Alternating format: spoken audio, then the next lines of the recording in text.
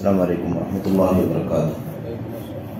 الحمدللہ رب العالمین، والصلاة والسلام علی اشرف الانبیاء والمرسلین نبینا محمد وعلی آلہ واصحابہ اجمعین وبعد۔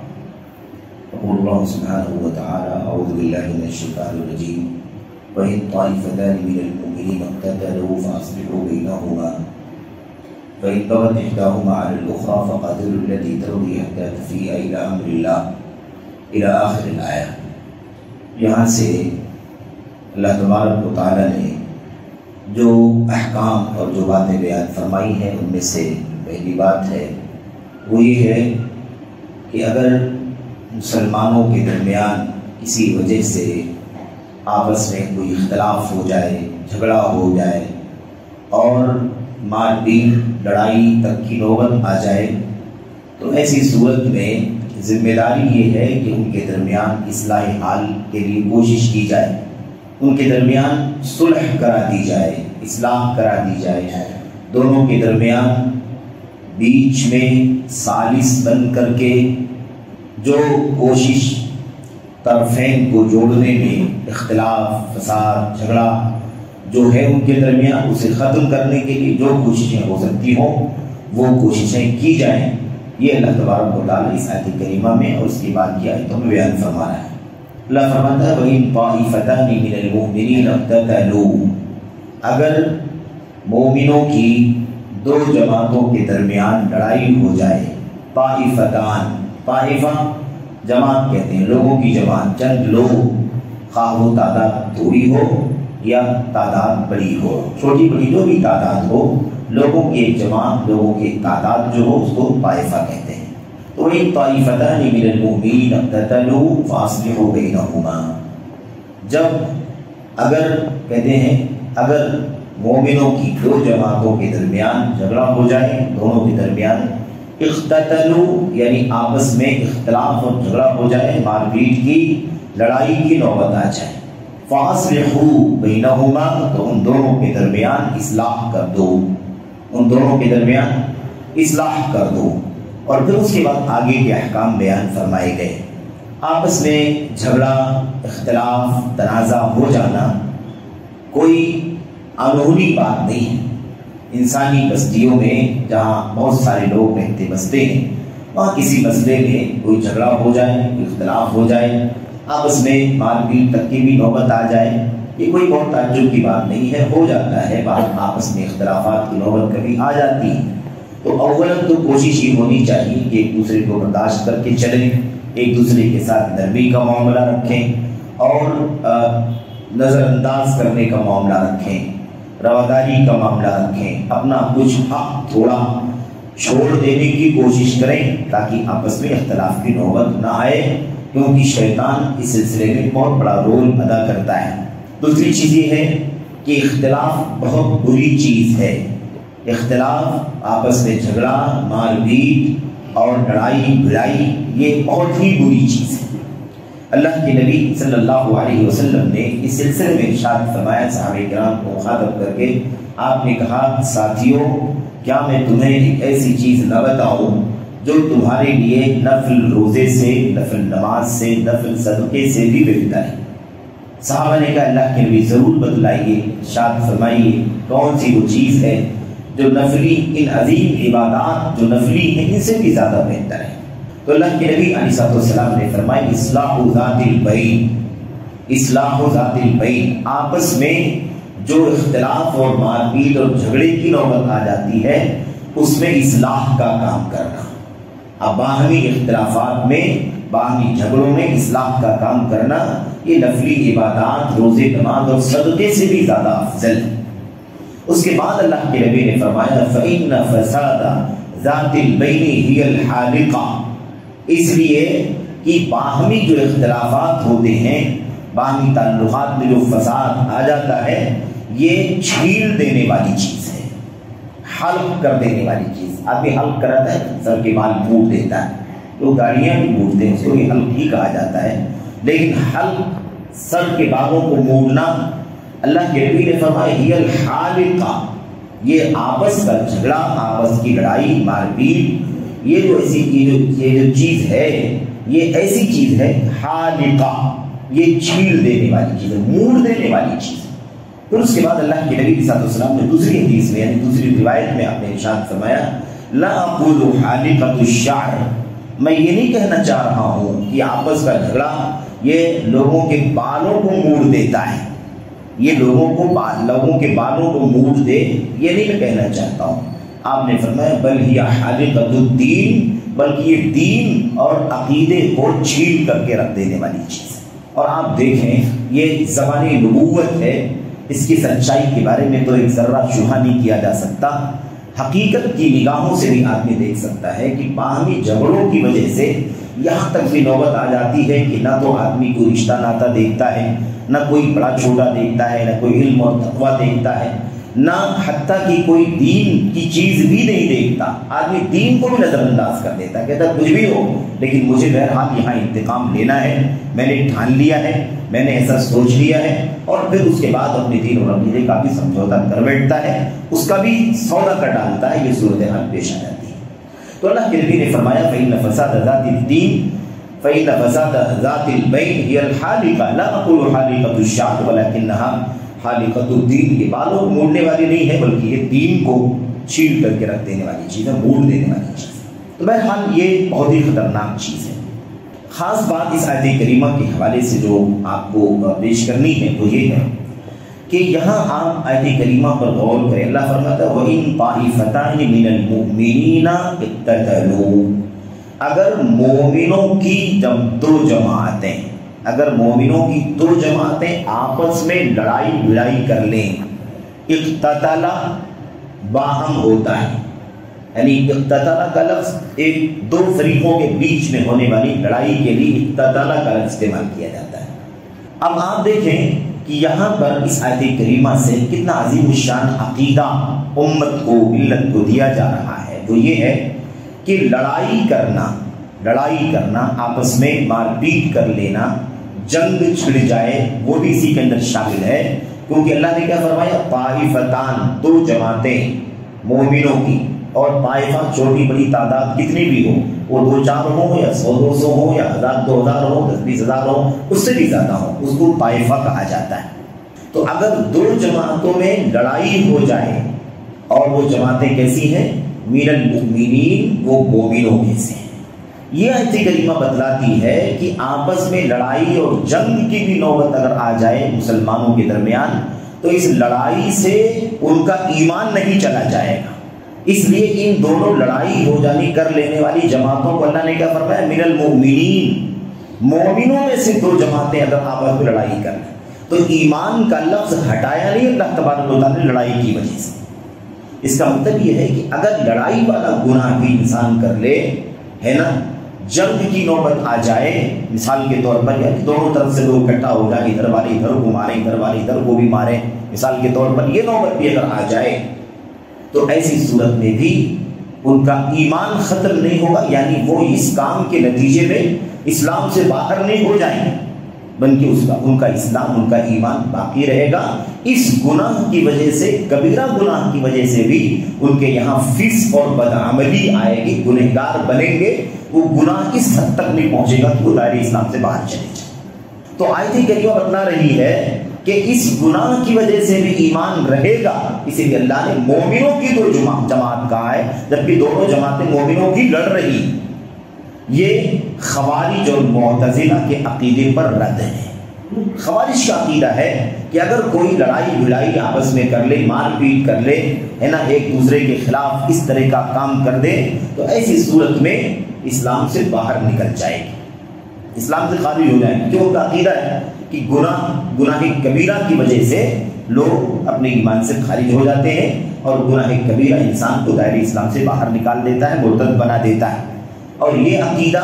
خوارج کا ہے اور خوارج کے ساتھ ساتھ معتزلہ کا ہے۔ یہ دو فرقے ایسے ہیں جو صریح طور پر خروج کے قائل ہیں، یعنی ایسی صورت میں انسان اسلام سے، دائرے اسلام سے باہر ہو جائے گا، اور گناہ کبیرہ کرنے والے کے خلاف پھر ہم کوئی بھی ایسی کارروائی کر سکتے ہیں جو اسلامی نظام کے تحت غیر مسلموں کے خلاف انسان اسلامی حکومت کارروائی کر سکتی ہے یا لوگ کارروائی کر سکتے ہیں۔ خاص طور پر وہ یہ کہنا چاہتے ہیں کہ اگر مثال کے طور پر کہیں ایسی لڑائی بھڑائی آ جائے تو اسلامی حکومتوں کے حکمران اس کے اندر شامل ہوں تو ایسی صورت میں وہ بھی دائرہ اسلام سے باہر ہو جائیں گے اس گناہ کی وجہ سے، اور ان کے خلاف مسلمانوں کے لیے بغاوت کا جھنڈا اٹھانا جائز ہو جائے گا، کیونکہ وہ اب مسلمان نہیں رہے، دائرہ اسلام سے باہر ہو گئے۔ تو یہ خارجیت کا عقیدہ ہے جو اس طرح سے کسی بھی گناہ کبیرہ کی وجہ سے، کسی نے شراب پی لیا کافر ہو گیا، کسی نے مثال جھوٹ بول دیا تو کافر ہو گیا، کسی نے غیبت کر لی تو کافر ہو گیا، ہے نا، مثال کے طور پر اس طرح کے جتنے، کسی نے فلم دیکھ لی تو کافر ہو گیا، کسی نے اس طرح کا کوئی بھی گناہ کبیرہ کسی نے کر لیا، سود کا لین دین کر لیا تو کافر ہو گیا۔ یہ عقیدے خوارج کے ہیں، یہ عقیدہ معتزلہ کا ہے، اور اللہ تبارک و تعالیٰ آیت کریمہ میں اس بات کو واضح طور پر بیان فرمایا۔ آگے بھی آیت کریمہ لمبی ہے، آگے بھی اللہ تبارک و تعالیٰ نے فرمایا فَإِن بَغَتْ إِحْدَاهُمَا عَلَى الْأُخْرَى فَقَاتِلُوا الَّتِي تَبْغِي حَتَّى تَفِيَ إِلَىٰ أَمْرِ اللَّهِ۔ سب تفصیلات آگے آ رہی ہیں۔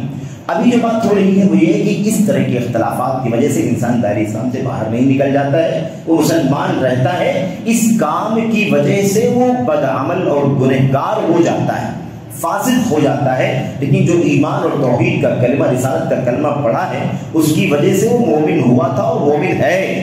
اس کا اسلام ختم نہیں ہوا، اس کا ایمان ختم نہیں ہوا، بلکہ اس گناہ کبیرہ کی وجہ سے وہ دائرہ اسلام سے باہر نہیں ہوا بلکہ فاسق اور بدعمل ہوا، لیکن ایمان اصل جو ہے وہ باقی۔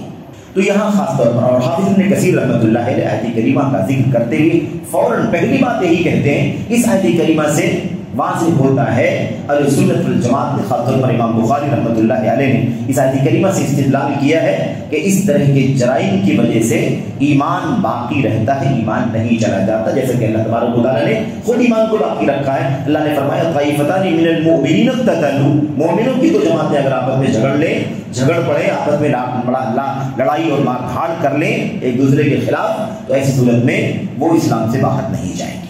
آیت کریمہ کے نزول کے سلسلے میں، آیت کریمہ کے اترنے کے سلسلے میں اللہ کے نبی علیہ السلام کی ایک دو روایتیں موجود ہیں، اور اس کا خلاصہ یہ ہے، ایک روایت حضرت انس بن مالک رضی اللہ تعالیٰ عنہ سے مروی بیان فرماتے ہیں، کہتے ہیں اس آیت کریمہ کے اترنے کا جو پس منظر ہے وہ یہ ہے کہ لوگوں نے اللہ کے نبی علیہ السلام کے پاس پہنچ کر کے یہ عرض کیا کہ اللہ کے نبی صلی اللہ علیہ وسلم آپ عبداللہ بن ابی کے پاس چلیں۔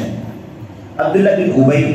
آپ جانتے ہیں کہ وہ منافقوں میں سے تھا، بلکہ منافقوں کا صحیح رئیس اور سردار تھا، اور آپ جانتے ہیں کہ منافقوں کا جب تذکرہ ہو تو اس کا مطلب یہ ہوتا ہے کہ وہ ہمارے سامنے لوگوں کے سامنے مسلمانوں کے بیچ میں وہ مومن مسلمان ہی مانے جاتے ہیں، کیونکہ وہ ایمان کو ظاہر کرتے ہیں، حقیقت میں اندر سے کفر چھپائے رہتے ہیں۔ یہ اصل جو عقیدے کے منافق ہوتے ہیں، بڑے منافق کہتا ہے، منافق نفاق اکبر، بڑے نفاق والا منافق جو ظاہر میں اسلام اور اندر سے کفر چھپائے رہے۔ تو عبداللہ بن ابی بن سلول کے بارے میں اللہ کے نبی نے فرمایا کہ آپ اس کے پاس چلتے۔ بہرحال لوگوں نے عرض کیا جب، تو اللہ کے نبی صلی اللہ علیہ وسلم نے ایک گدھے پر سوار ہو کر کے آپ نے اس کے پاس جانے کے لیے طے کر لیا، یعنی آپ نکل پڑے، اور آپ صلی اللہ علیہ وسلم کے ساتھ آپ کے پیچھے چند صحابہ کرام جو انصاری تھے اور دیگر لوگ بھی تھے، یہ بھی ساتھ میں اللہ کے نبی صلی اللہ علیہ وسلم کے پیچھے چلتے ہوئے گئے۔ جب وہاں پہنچے تو عبداللہ بن ابی نے کیا کہا؟ اس نے کہا الیک عنا، ہمارے پاس سے دور ہٹ جاؤ۔ اس نے نبی کریم صلی اللہ علیہ وسلم سے کیا کہا؟ ہمارے پاس سے دور ہٹ جاؤ، کیونکہ تمہارے گدھے کی بدبو سے ہمیں تکلیف ہو رہی ہے۔ اس طرح سے اس نے کہا۔ اس طرح کی باتیں جب وہ کہتے تھے تو ان کا نفاق باہر آ جاتا تھا، معلوم پڑ جاتا تھا کہ اندر ایمان ہوتا تو اس طرح کی بات آدمی نہیں کہہ سکتا ہے۔ بہرحال لیکن جب تک کوئی چیز ظاہر نہ ہو تب تک ان کے ساتھ سلوک تو مسلمانوں والا ہی کیا جائے گا۔ اسلام کا نظام یہی ہے، کیونکہ ہمیں حکم جو ہے وہ ظاہر پر لگانے کا حکم دیا گیا ہے۔ بہرحال اس نے کہا کہ نکل جاؤ یہاں سے، دور ہٹ جاؤ، کیونکہ تمہارے گدھے کی بدبو سے ہمیں تکلیف ہوتی ہے۔ بہرحال یہ سن کر کے وہ جو صحابہ اللہ کے نبی کے ساتھ میں تھے، ان میں سے لوگوں کو برداشت نہیں ہوا، ان میں سے ایک انصاری صحابی نے سخت موقف اختیار کرتے ہوئے کہا کہ اللہ کی قسم، اس کے ہاں اللہ کی قسم نبی کریم صلی اللہ علیہ وسلم کی کہ گدھے کی جو بو ہے وہ تمہاری بدبو سے بہتر ہے۔ اس طرح سے اس کا جواب دیا۔ اب یہ بات سن کر کے عبداللہ بن ابی کے قبیلے اور اس کی قوم کے جو لوگ تھے ان میں سے بھی ایک دو لوگ آگے آ گئے اور ان لوگوں نے بھی ایسے ہی سخت انداز کا رویہ اختیار کیا. نتیجہ یہ ہوا کہ ادھر سے ایک آدمی نے, ادھر سے ایک آدمی نے, پھر دھیرے دھیرے ادھر سے 2 آدمی 3 آدمی, ادھر سے 2 آدمی 3 آدمی آپس میں بہرحال تو میں بڑھ گئی, آپس میں جھگڑا دراز ہو گیا, یہاں تک کہ آپس میں لڑائی کی نوبت آ گئی, مار پیٹ کی نوبت آ گئی. روایت کے اندر یہ موجود ہے کہ یہ معاملہ وہاں تک پہنچ گیا کہ لوگوں نے ایک دوسرے کو کھجور کی ٹہنیوں سے, جوتوں سے اور ایسے ہی ہاتھوں سے ایک دوسرے کو مارا. ادھر کے لوگوں نے بھی ادھر کے لوگوں نے بھی مارا. اس پس منظر میں یہ آیت کریمہ اتری کہ اب 2 فریق ادھر سے بھی اور ادھر سے بھی. عبداللہ بن ابی بن سلول کی طرف سے جو لوگ تھے اس کی طرف سے بھی بہت سارے مومن مسلمان تھے, اس قبیلے کے تھے وہ جو اس کی طرف سے بات کر رہے تھے, اور ادھر سے اللہ کے نبی صلی اللہ علیہ وسلم کے ساتھ جو تھے وہ بھی مومن تھے. اس طرح سے قوم اور قبیلے کی وجہ سے اس کا دفاع کرنے کے لیے لوگوں کے دلوں میں محنت آ گئی اور اس کی بنیاد پر آپس میں ٹکراؤ ہو گیا اور مار پیٹ تک نوبت آ گئی. اس پر یہ آیت کریمہ اللہ تبارک و تعالی نے اتاری وَإِن طَائِفَتَانِ مِنَ الْمُؤْمِنِينَ اقْتَتَلُوا فَأَصْلِحُوا بَيْنَهُمَا. اگر مومنوں کی 2 جماعت کے درمیان جھگڑا ہو جائے, مار پیٹ ہو جائے, تو ایسی صورت میں ان کے درمیان اصلاح کر دو. اصلاح کا کام بہت زیادہ اہم ہے, بہت زیادہ ہے. ابھی آپ نے سنا اللہ کے نبی علیہ السلام نے کیا فرمایا کہ تمہاری نفل نماز, روزے اور صدقے سے بھی بہتر ہے اصلاح ذات البین, آپسی اختلاف کو صلح میں تبدیل کروا دینا, صلح کروا دینے کا کام, یہ چیز ہونی چاہیے. بہرحال اس حوالے سے نبی کریم صلی اللہ علیہ وسلم کی کئی ایک روایتیں موجود ہیں. مثال کے طور پر اللہ کے نبی صلی اللہ علیہ وسلم کو پتہ چلا, آپ کو بتلایا گیا کہ اہل قبا جو ہے نا, مدینے سے قریب 2-3 کلومیٹر کے فاصلے پر جہاں مسجد قبا ہے, اہل قبا میں آپس میں جھگڑا کا ہو گیا ہے, آپس میں اختلاف ہو گیا, جھگڑا ہو گیا, اور ایک دوسرے نے ایک دوسرے کو پتھروں سے پھینک کر کے مارا. ترامو بالحجارہ, ایک دوسرے کو پتھروں سے, ادھر سے ادھر کے لوگوں نے ادھر والوں پر اور ادھر والوں نے ادھر کے لوگوں پر پتھر پھینکا ہے, یعنی ایک دوسرے کو پتھر سے مارا ہے. یہ پتہ چلا اللہ کے نبی صلی اللہ علیہ وسلم کو. اللہ کے نبی نے فوراً آپ اٹھے اور آپ نے صحابہ سے کہا کہ چلو, اہل قبا نے آپس میں جھگڑا کر لیا ہے, چلو ہم ان کے درمیان صلح کا کام کر کے آئیں. اور آپ صلی اللہ علیہ وسلم اور صحابہ کرام گئے اور ان کے درمیان مصالحت کروائیں. تو صلح کا کام بہت اہم ہے. ایسے ہی نبی کریم صلی اللہ علیہ وسلم نے وہ بھی واقعات یاد کریں کہ ممبر پر نبی کریم صلی اللہ علیہ وسلم موجود تھے اور آپ کے پاس آپ کے نواسے حضرت حسن رضی اللہ تعالیٰ عنہ موجود تھے. اس وقت اللہ کے نبی نے ایک بار اپنے نواسے حسن کی طرف دیکھا اور ایک طرف اپنے مخاطب صحابہ کرام کو دیکھا, اور اس کے بعد آپ نے اس بچے کی طرف اشارہ کرتے ہوئے فرمایا ان ابنی ھذا سید وسیصلح اللہ بہ بین فئتین عظیمتین من المسلمین. میرا یہ بیٹا جو ہے, یہ نواسا, یہ بیٹا یہ سردار ہے, سید ہے, سردار ہے. اس کے ذریعے سے اللہ تبارک و تعالیٰ عنقریب مسلمانوں کی 2 بڑی جماعتوں کے درمیان صلح فرمائے گا. یعنی 2 بڑی جماعتوں کے درمیان اختلاف ہو جائے گا, آپس میں ٹکراؤ ہو جائے گا, اور اس بچے کے ذریعے سے, اس سردار کے ذریعے سے اللہ تبارک و تعالیٰ ان کے درمیان صلح فرمائے گا. یہ صلح کا سبب اور ذریعہ بن جائے, اس کے ذریعے سے مصالحت ہو جائے گی. اور پھر تاریخ میں ہم نے پڑھا بھی, ہمیں معلوم بھی ہے کہ وہ وقت بھی آیا جب اہل عراق اور اہل شام کے درمیان کافی اختلافات بڑھ گئے اور کشیدگی کافی بڑھ گئی. تو اللہ تبارک و تعالیٰ نے اس پیشین گوئی کو نبی کریم صلی اللہ علیہ وسلم کی سچ کر دکھایا, اور حضرت حسن رضی اللہ تعالیٰ عنہ نے تنازل کر کے 2 مسلمانوں کی بڑی جماعتوں کے درمیان مصالحت فرما دی. ایسے ہی بہرحال اللہ کے نبی صلی اللہ علیہ وسلم نے اس مسئلے کو اتنی اہمیت دی ہے مسلمانوں کے درمیان, چونکہ سب ایک ایمان, ایک عقیدے, ایک کلمہ, ایک کعبہ, ایک سنت, ایک کتاب, سب ایک ہی ہے. اس لیے بیچ میں درمیانی بشری تقاضے کے مطابق جو اختلافات ہو جاتے ہیں, ان اختلافات کو دور کرنے کی اہمیت اتنی زیادہ بیان فرمائی ہے کہ آپ نے فرمایا کہ اگر اس مسئلے میں کچھ جھوٹ بولنے کی بھی نوبت آ جائے تو اس کی بھی گنجائش ہے. یعنی اگر کہیں جھوٹ بولنے کی گنجائش کی نوبت آ جائے کہ یہاں جھوٹ بول دیں گے تو ان دونوں کے درمیان کے اختلاف ختم ہو جائے, تو جھوٹ بولنا بھی جائز ہے. اللہ کے نبی صلی اللہ علیہ وسلم نے فرمایا لیس الکذاب الذی یصلح بین الناس او ینمی خیرا, وہ شخص جھوٹا نہیں ہے جو دو فریقوں کے درمیان جن میں اختلاف اور مار دھاڑ کی نوبت آ گئی ہو ان کے درمیان مصالحت کروانے والا ہو، اصلاح کرنا چاہتا ہو، اصلاح کرنے کی وجہ سے جو جھوٹ بولتا ہے وہ جھوٹا نہیں ہے، جو ان کے درمیان اصلاح کرا دے یا ایسی بات کرے جس کے ذریعے سے بھلائی پھیلے، ایک دوسرے کے درمیان خیر کا ماحول پھیلے، ایک دوسرے کے بارے میں اچھے جذبات پھیلیں، اچھے تاثرات قائم ہو، ایسا کرنے والا جھوٹا نہیں ہے۔ تو اس سے پتہ چلتا ہے کہ اللہ کے نبی صلی اللہ علیہ وسلم نے جو دین مسلمانوں کو عطا فرمائے اس دین کے اندر آپسی تعلق، الفت، محبت، ایک دوسرے کے ساتھ تال میل، ایک دوسرے کے ساتھ اتحاد، اتفاق، یکجہتی اور ایک معاشرہ اس بنیاد پر قائم ہو، یہ اسلام چاہتا ہے۔ اللہ تبارک و تعالیٰ کی منشا ہے، اللہ کے نبی صلی اللہ علیہ وسلم کی منشا ہے۔ تو بہرحال یہ آیت کریمہ کا ابتدائی حصہ ہے، اس میں اتنے سارے احکام ہمیں اللہ کے نبی اللہ تبارک و تعالیٰ نے بیان فرمائے ہیں۔ نبی کریم صلی اللہ علیہ وسلم نے اس کی وضاحت فرمائی ہے۔ دعا کریں کہ اللہ تبارک و تعالیٰ مسلمانوں کو آپس میں اتحاد، یکجہتی اور ایک دوسرے کو نظر انداز کر کے ایک دوسرے کے ساتھ ٹالرنس اور رواداری کے ساتھ رہنے کی توفیق عطا فرمائے اور آپسی اختلافات کو پیدا ہونے سے ہی بچائے، اور اگر کبھی اختلاف کی نوبت آ جائے تو پھر فوری طور پر تیسرے فریق کو چاہیے کہ وہ اصلاح کے لیے اٹھ کھڑا ہو اور اس کے لیے جو جائز راستے ہو سکتے ہیں ان راستوں کا اختیار کر کے ان کے درمیان مصالحت کی سبیل پیدا کرے۔ اللہ تبارک و تعالیٰ اسلامی سماج کو، مسلمانوں کو اسی طرح سے رہنے کی، زندگی گزارنے کی اور سماج و معاشرے کا حصہ بننے کی توفیق عطا فرمائے۔ آمین رب العالمین۔ صلی اللہ علیہ وسلم وبارک علی نبینا